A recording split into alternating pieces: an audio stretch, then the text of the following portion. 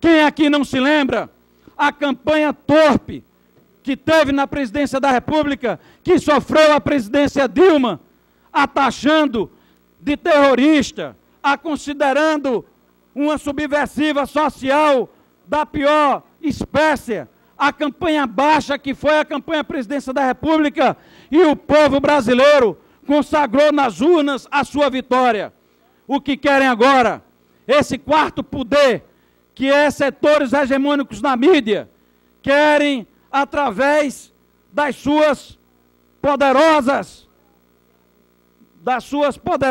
seus poderosos instrumentos de comunicação, inverter a verdade dos fatos. E é por isso que o ministro, e eu repito aqui, disse também, não é possível que um criminoso que foi preso, uma pessoa absolutamente desqualificada, que é acusada ré em ações criminais do Ministério Público, alvo de inquérito e operações policiais, se converta em fonte de verdade. Eu quero aqui dar meus pêsames a uma revista que tem sido instrumento das piores peças das matérias em nosso país, a revista Veja, que tem sido instrumento das piores matérias, difundindo inverdades. Vereador, difundindo inverdades. para concluir. Estou concluindo, senhor presidente. Gostaria, portanto, senhor presidente, de dizer aqui em alto e bom som que o PCdoB se orgulha de ter participado da eleição, da primeira eleição do presidente Lula. Se orgulha de ter participado da reeleição do presidente Lula. Se orgulha de ter participado da eleição da presidente Dilma.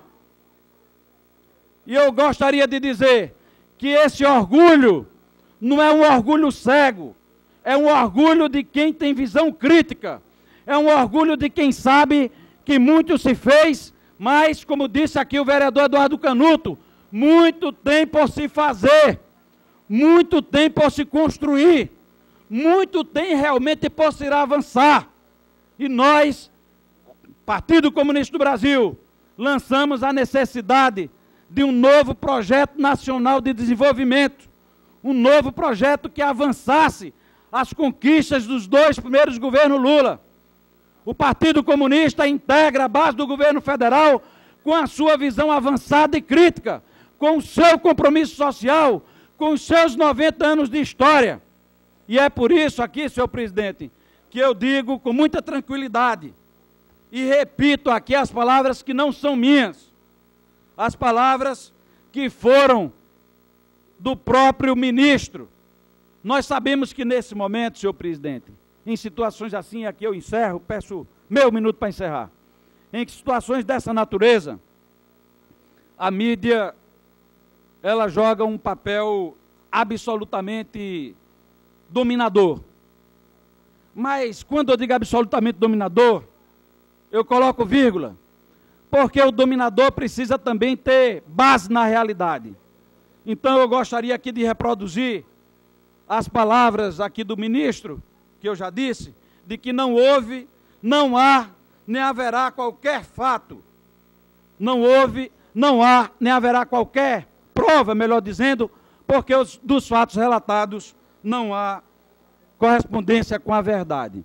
Concluo aqui, senhor presidente, apenas para tornar público uma conquista dessa casa, que nesta manhã obteve a visita de um ex-vereador do Pilar, que já está na sua fase outonal, que é um intelectual, que é presidente da Academia Pilarense de Letras, que é o senhor José Benjamin, e que falando com o setor de comunicação e com a presidência dessa casa, ao término dessa sessão, vai ser gravado nesta tribuna, para termos na memória da nossa TV Câmara o discurso, 2 discursos gravados na memória desse ex-vereador, que é o discurso de despedida do ex-governador Muniz Falcão e o discurso do ex-professor Guedes Miranda no jubileu, na festa de jubileu de prata da Faculdade de Direito. São 2 discursos gravados de memória pelo José Benjamin. A vereadora Luísa Lena teve o prazer de conhecer este político, este intelectual, este cidadão do povo da cidade do Pilar. E gostaria apenas, para finalizar, que no discurso de despedida do ex-governador Muniz Falcão, o governador Muniz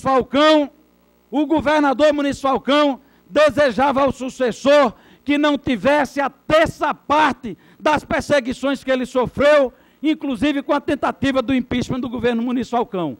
Senhor presidente, as conquistas e os avanços em Alagoas e no Brasil sempre teve, por parte das elites, a acusação da corrupção. O ex-presidente Getúlio Vargas foi levado ao suicídio político como forma de protesto político para prorrogar um golpe político, dizia a oposição da época, porque o seu governo estava maculado pela corrupção. A história resgatou. Getúlio Vargas é resgatado pela história como um ex-presidente compromissado com os trabalhadores, com a luta social. Não foi nada marcado em seu governo com o que se acusou na época, que era um presidente corrupto. O ex-presidente João Goulart foi deposto pelo golpe de 64, o que dizia a oposição da época, que o seu governo era um governo mar de lama, de corrupção.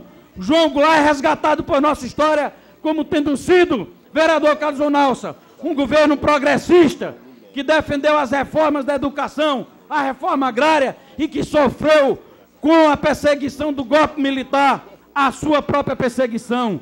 Mas se dizia na época, o governo João Goulart é corrupto, a oposição. Nós devemos registrar isso na história, senhor presidente.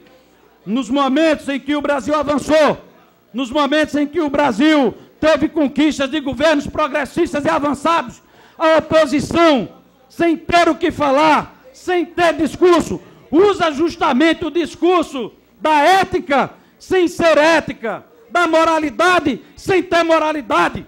Qual é a moral que tem ACM Neto?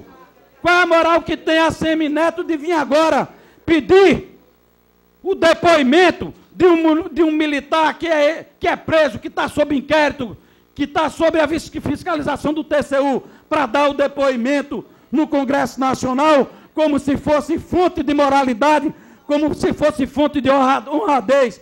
Estão invertendo os polos, estão invertendo os fatos, estão invertendo a realidade. Quem é ladrão, a mídia procura passar como sendo honrado, e quem é honrado como se fosse um ladrão. Essa é a realidade do que está se passando hoje, do que está acontecendo com o ministro Orlando Silva. Esta é que é o fundo da verdade. Gostaria, portanto, senhor presidente, de parabenizá-lo